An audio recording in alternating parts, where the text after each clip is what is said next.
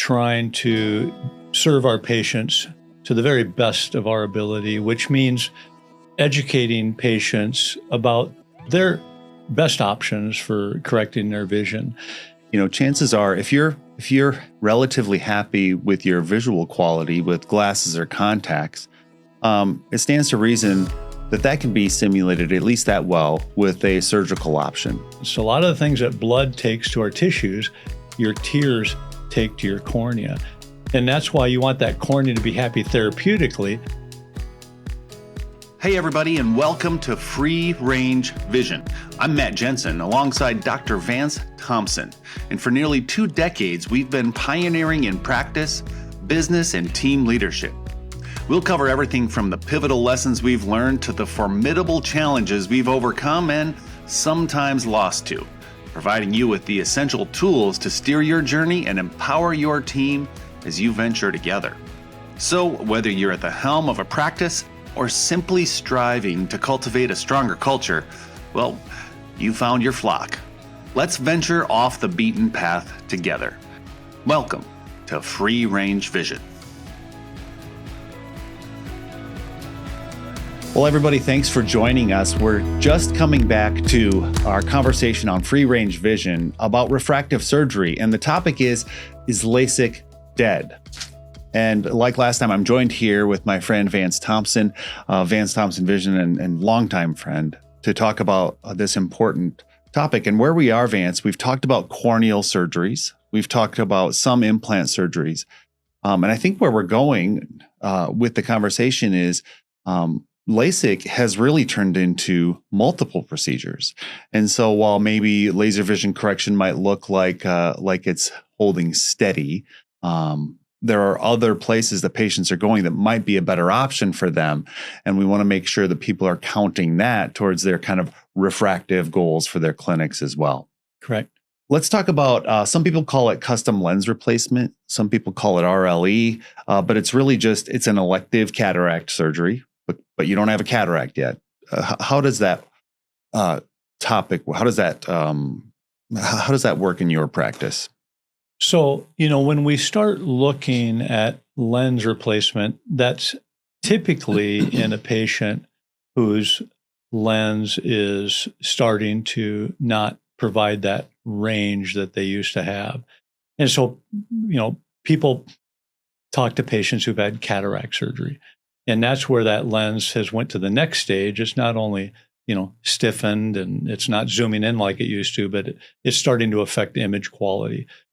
Especially low light image quality. And, these implants have been developed that, have been around, to tell you the truth, since the 80s. This idea of full range vision implants that help you see distance, intermediate, and near have had a lot of decades of research.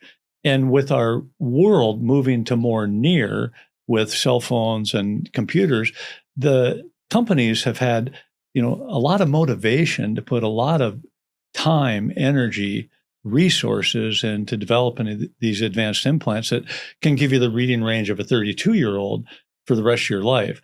And so when you see these patients that are 70 years old and have had cataract surgery and are spectacle free, or doing the vast majority of what they do without glasses, and they're playing cards with their buddies, or they're ordering from a menu with nothing, and they see the server coming just fine.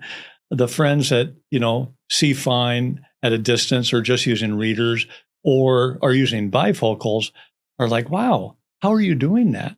And so when you talk to these happy cataract patients, and you're someone that's at that age of either presbyopia or just needing reading glasses or bifocals, you're like, golly, do I have to wait for my lens to get fuzzy because it's not zooming in, or I'm not needing reading glasses? I think I'd like to consider like early cataract surgery, which, really is, a refractive lens exchange, or like what you said, CLR. I'm not as big a fan of that phrase, to tell you the truth. CLR stands for clear, lens, removal, or, some people call it clear lens extraction.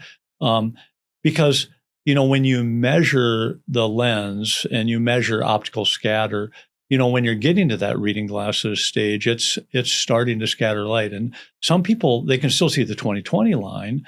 They're still, in bright light, functioning quite well, but they're starting to notice that, I was in a construction zone and it was raining and it was dark and there was other cars coming, and I just felt like my image quality Right. wasn't as good as it used to be. It's not a frank cataract, but that natural lens just isn't functioning as well as it used to. So whether it's just, only reading range it's not providing, or reading range isn't what it used to be and image quality is reduced, you don't have to wait for it to become a cataract. So we're seeing people at younger and younger ages come in and look for refractive lens exchange, because what they like about it is they get to maintain, they get to go for that 20/20 distance, they get to go for that 20/20 computer, and they get to go for that 20/20 cell phone. Whereas it used to be, when we were, in the 90s and, and even happens now, monovision with contact lenses, where you make one eye crisp at a distance and one eye blurry at a distance, but seeing better up close. It's actually remarkable how many patients can really like that. The contact lens world taught us that. And you can do that with laser vision correction. Mhm. You can, replicate what their contact lenses are doing, good distance in one eye, good near in the other. But there's a certain amount of the patient population that doesn't tolerate that well. They feel like the image at a distance just isn't, as good as when both eyes are at a distance, or they feel like the image quality up close isn't quite as good when they're reading with, just one eye. And so that's the nice thing about lens replacement, is you're going for balanced distance, balanced computer, balanced near. And that's why people, are looking more and more at refractive lens exchange. They've seen this cataract population have great success with it. Well, and one of the things I hear you and your colleagues talk about is with some of the new advances in lenses, there's an extended depth of focus characteristic of the lenses. And so rather than even with just contacts where you set your vision at one distance in one eye and another distance in another eye and have to make that whole jump with your brain in between, that there might be like a landing pad, right? That can even overlap a little bit. That's helpful for people like me to consider. I mean, I started to notice my reading glasses issues in my early 40s. But now, and I won't disclose to our audience how old I am, but I'm ready for the elective version, right? Because of the frustration between distance and intermediate, and the glasses are on and off all the time. And it's exciting because of the options that they have right now. When maybe a decade ago or 2 decades ago, I would have been, maybe looking for a laser vision correction option and throwing on readers, right? When I needed to do some up close work. Right. But one of the other things nice, Matt, is when you come in for an evaluation, which sounds like you should, you can actually simulate how that feels with a little bit of monovision, one eye distance, one eye near with contact lenses. If a person says, wow, I really like that, and these contacts feel good, we say, go wear the contacts. If they really like the vision, and the contacts maybe don't feel as good, the eyes are drying out or whatever, they may want to do laser vision correction and simulate that exactly. If they don't like that feeling and they want to go for more of the balanced approach, then we start talking about lens replacement. That's great. And it's a thorough conversation about all of the refractive outcomes, comprehensive refractive surgery. And Vance, that's really the introduction to the conversation about, is LASIK dead? Because, we really have to reframe the question.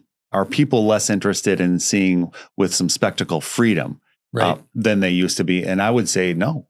No, there's still a ton of interest out there. And, I count on our friends from the Refractive Surgery Council. They do a lot of research on what people are searching for and the trends. And their searches are still very high for both laser vision correction, but also just vision correction in general. And I think it's just falling into other categories where it hadn't in the past for what the actual procedures are that patients are having. I want to talk for a second about how you're seeing in your practice that patients are actually making inquiries. How are they showing up? Because I know you've done something, you did it for the first, 15 years of your career. And then there was a time when maybe patients and their families didn't want to come out for seminars. Seminars is what I'm talking about. Right. But lately there's been a resurgence in that kind of classic education in comprehensive refractive surgery. Talk to us about what you've been doing in the marketplace. Well, I want to preface it with, I think LASIK is alive and well. Mm-hmm. And LASIK, since refractive surgery has been around for decades, and LASIK was such a big advance. It was a paradigm shift in refractive surgery, and so much of it was done that it became equated with this phrase we call refractive surgery. And, it led to research in other areas, just like the implants we've been talking about, phakic implants and pseudophakic. And, I just realized I haven't really explained pseudophakic. When we talk about your natural lens being, phacos or phakic, when we remove it and put in a new lens in its place, that's what we mean by pseudophakic. And so when you're coming in for refractive surgery, evaluation, and you're trying to figure out, should I work on my cornea? Should I work on my lens? Or should I just put it inside the eye contact lens? That to me is refractive surgery. And that's why we see refractive surgery so alive and well in our world, is refractive surgery isn't just LASIK. Even though LASIK is the king and, so common, we're doing it less than we used to, because again, we're not doing the super high corrections like we're done a lot before. So when you think about refractive surgery in that way, refractive surgery is very, alive and well. And so this idea of learning your options, there's a lot of great information on the internet. And I always tell people, do that research. It's always good to talk with your local eye care giver, someone you've developed a relationship over the years. This may not be their specialty, but they have an opinion and they know you. And I think it's good to get their opinion. Even when you hear the negatives, I think it's important for those seeds to be planted in you so that you can be making this plus and minus decision if this is the best option for you. And so education is really good. Now, everything went so virtual that this idea of, showing up for a seminar in an office, some centers, quit doing. But my point was, just look at college. There's people that want to be there, and there's people that want to, do it online, and there's people that want a hybrid. And so I remember talking with my partners saying, I really think that, we should be working hard to educate through seminars also. Some people, want to take that time and come in, and I call it get a credit hour course in refractive surgery. And so now our seminars are comprehensive. I mean, we talk about corneal refractive, LASIK, PRK, and SMILE.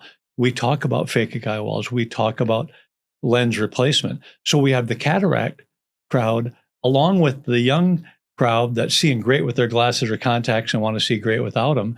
And they get to hear each other's questions, and we'll do measurements so that they kind of understand what category they fit into.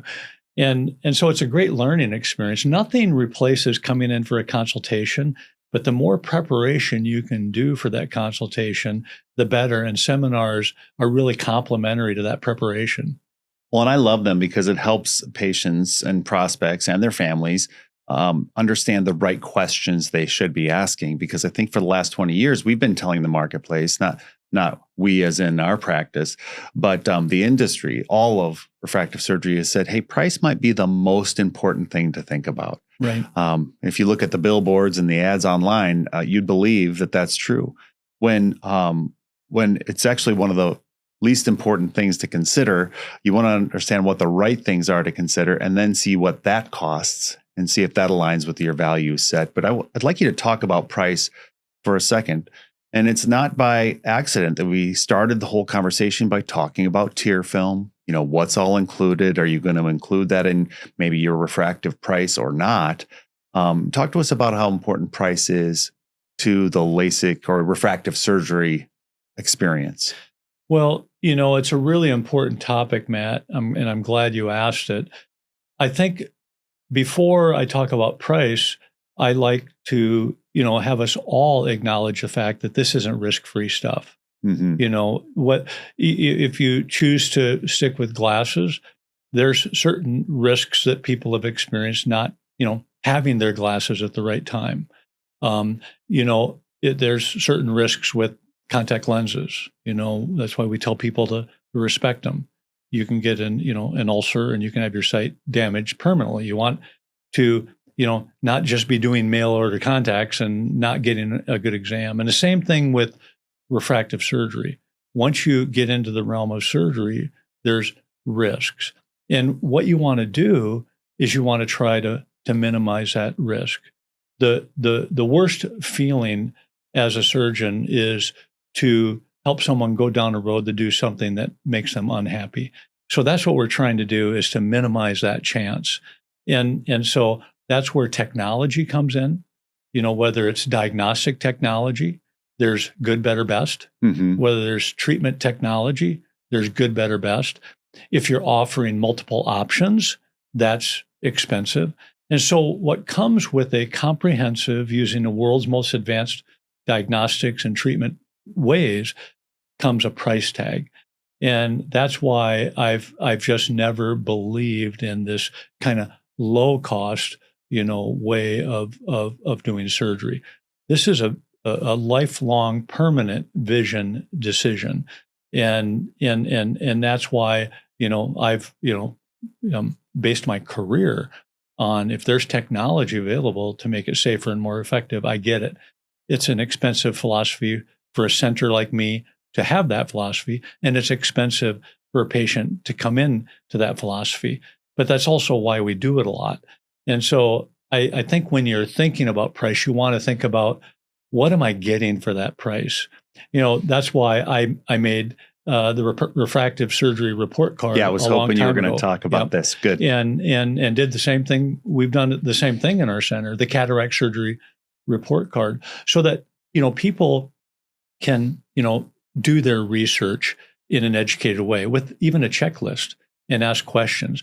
And so when you have that 10 or 15 point checklist of what truly goes into a quality refractive or cataract surgery or refractive lens exchange or LASIK or whatever that procedure, whatever goes into a quality way, you can do your research, you can call, and you can hear other centers' answers, why that's important, or to them, maybe that's a little overkill, but you get to hear their answers. And then you get to do something magical. You get to make an informed decision.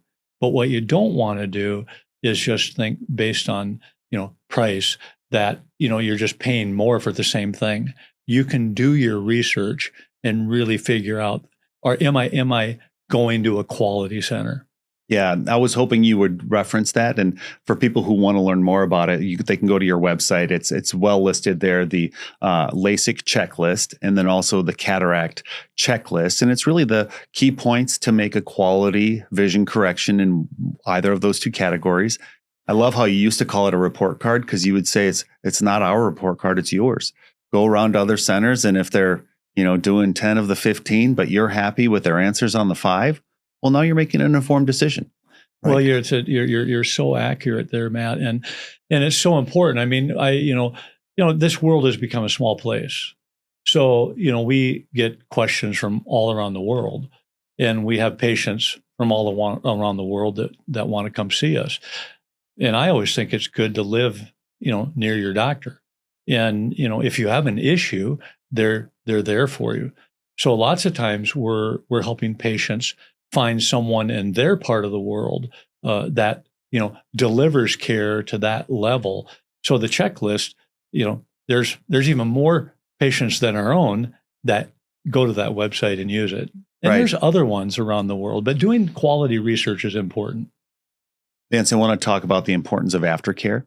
I know that's part of the pricing package, but with pricing aside, and we've kind of hammered that pretty well, many people think they're coming in for LASIK and then they're going to just not need any care for the rest of their lives. What's the reality? Well, the reality is you want someone to be watching your healing process. And it's not complicated, but it's tough to do remotely. You know, it's tough to do with telemedicine. Lots of times I call telemedicine teletalking, you know, and so we can do a lot doing teletalking. I mean, we can educate, but it's tough to do an exam to the level of making sure someone's healing perfectly. And so I'm a believer in doing early aftercare, and even, you know, even if it's months down the road, having it checked. And it's important to still get a yearly eye exam. There's people that think when they, you know, see good, there's no need for a yearly eye exam. And we always say it's important not only to get your eye pressure checked, just like seeing your family doctor and getting your blood pressure checked every year.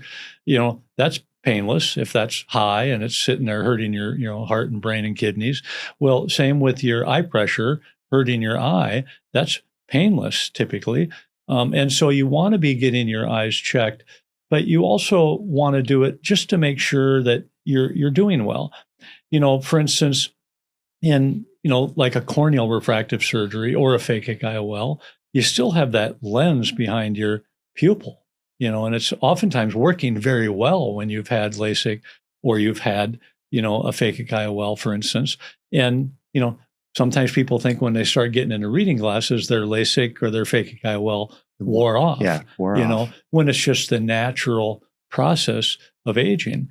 And so it's always good to be getting follow-up for that reason. So short-term, medium-term, and long-term yearly follow-up is important whether you do this or not. And if for no other reason than to just make sure that your tear film is optimized and that you're checking. I think the pressures are another important thing, right? Because that's early detection of things like glaucoma, which you won't notice the progression if it's happening in your sight. And it's why it's known as the silent thief of vision. That's exactly right. And remember, nearsighted people get three things higher than the nearsighted population. They get glaucoma, they get cataracts, and they get retinal detachments. Now, the odds are still with them that they're not going to get those things, but they get them at a higher rate. And so when you've had your nearsightedness corrected, you still have an eye that was born nearsighted. So you still want to have that yearly pressure check, that yearly exam. You want to have your pupils dilated and have your retina looked at yearly. Yeah, very helpful. One of the last topics I want to talk with you about, Vance, is this idea of what and how to message. One of the things that I think the laser vision correction world has not done well, because we've been talking so much about price, is actually talking about what's new. There's been a lot of amazing advancements in the laser vision correction world. Not the least of which is the catapulting into the implant vision correction world. And I think practices don't talk about those advancements and instead just try to do what everybody else is doing and try to just match a price. Talk to me about the salient advances that have happened in comprehensive refractive surgery. Well, you know, in the cornea, in laser vision, there's been, you know, constant research and development in how to make lasers smoother and even more accurate and help nighttime image quality be even better. And, you know, for instance, you know, we talk about, you know, this procedure called ray tracing and how, you know, you have a certain correction in the center of your vision, and then your pupil dilates a little bit and you have a certain correction, you know, outside of the center. And you actually can measure that through things like ray tracing, and you can correct those differing refractive errors.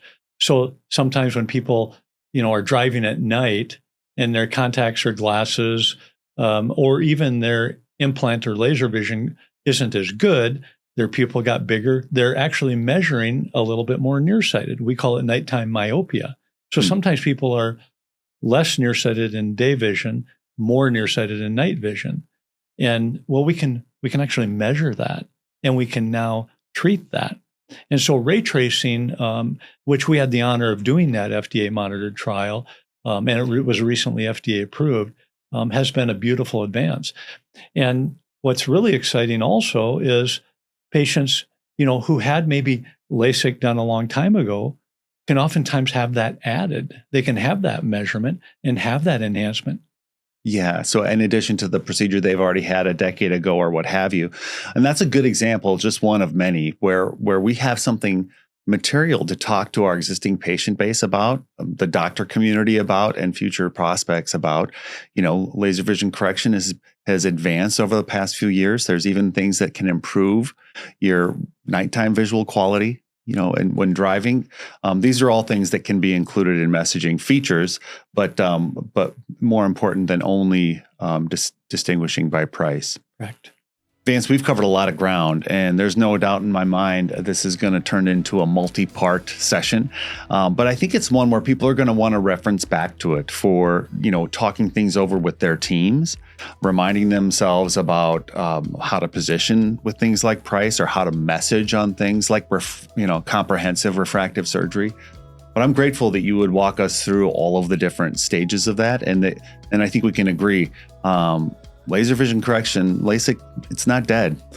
We just need to tell the story differently. No, that's exactly right. And the results are better than ever, as we've learned its sweet spot over the years and how it fits in. Thanks, Vance. Thank you, Matt.